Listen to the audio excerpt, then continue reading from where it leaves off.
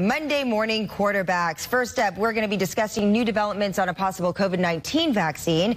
This is an opportunity to get back to a new normal, but experts disagree on when it's going to be available. Leaders are now left to decide their own current metrics about what to do when it comes to restrictions. And then secondly, of course, the race for the White House heating up with the first presidential debate happening this month. So let's go ahead and bring in our guests, Brad Polumbo and Cole Brown.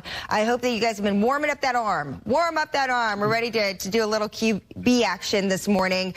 First off, I want to start with the CDC hoping for this vaccine to come out in the fall. Then we have Dr. Fauci saying probably not going to happen. Then you have the WHO weighing in. They're saying maybe mid-2021. Oh, my goodness. Okay, leaders making decisions based on science. That's what they're saying.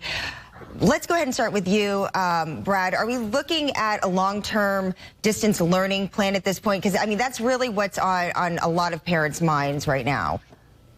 Right. Well, for the vaccine, I think everybody hopes we have one this fall. We all want to go back to life as we know it. But even if we did get one this fall, it would be only available to the most targeted populations like healthcare workers and the elderly. So that's not going to be a solution until at least 2021 in terms of vaccinating the mass public. So schools are left with a choice and localities are left with a choice. If they want to wait for a vaccine to go back to in-person learning, they can, but that's taking a big risk because it could be a long time. These are just estimates. These are guesses.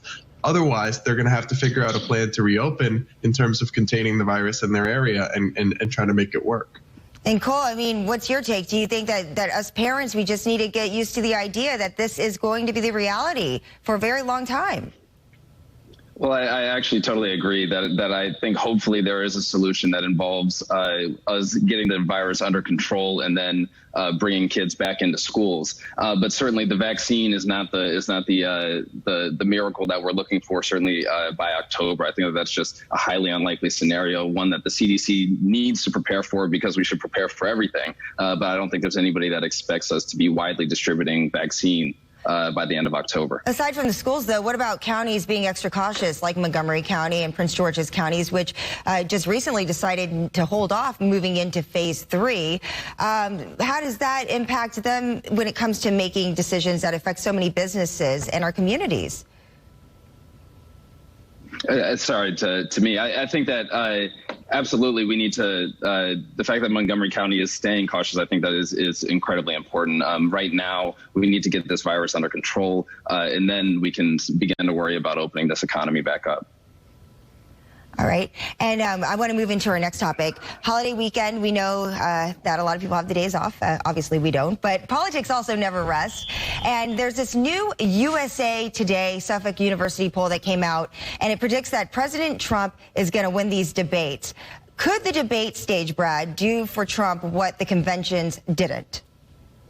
Well, you know, any race that's so close, and this is close, and it's going to come down right to the wire into a handful of swing states, can be swung by any one event, any one moment that goes viral, whether it's the basket of deplorables moment from Hillary Clinton in 2016 or something like that. So what's going to happen is Joe Biden's going to have to get through these debates without making some sort of gaffe or error that could come back to haunt him. Because with Trump, stuff just doesn't stick to him, but Joe Biden still is vulnerable in that sense.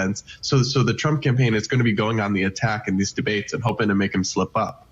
Yeah, I mean, what do you think his tactics going to be? I mean, how important is fact checking? You know, that's one thing that you're seeing over and over again, that, you know, people are saying Biden's going to be able to hold his own if he's able to fire back with fact checking. Right. We should hope they're all fact checked for sure. That's important. But it's really going to be a question of can Biden do it himself, because you're not going to have fact checks in real time in any sort of meaningful way. We've yet to see that done really successfully in a way that's non-biased and fairly. Biden is going to have to step up and point out any errors, and we haven't seen sharp debating from the former vice president so far in most of the primary debates. So he's going to have to really step up here. Mm-hmm. And Cole, should we expect a different outcome in the vice presidential matchup, Kamala Harris versus Mike Pence? Kamala Harris is an incredibly adept debater, and we saw that in the primary contest, where she gave us some of the most memorable moments from that primary contest in her attacks against Joe Biden. So I think that she is absolutely a formidable opponent. I think that we'll see sort of a strong outcome from her. In terms of fact-checking, the last question that you asked, I actually respectfully would disagree. I don't think that fact-checking has been much of a matter or a concern at all for Trump throughout the 4 years that he's been president. His supporters don't seem to care much about the component of fact-checking, and I don't think that it will be bothersome to him on the debate stage. All in all, as we wrap it up, how much do you think that debates, especially during a time like this, during a pandemic with a lot of people still stuck at home, how much do you think that these are really going to be a factor in this election? Not very, to be honest. I think that what you'll see is similar to what we often see from conventions, is where we'll see sort of a few points here and there, maybe a bump in the immediate aftermath. But I think the long-term views on both of these candidates is baked in at this point. And I don't think that a debate, barring some sort of really egregious gaffe from Joe Biden, will have a massive impact on the ultimate result. Brad?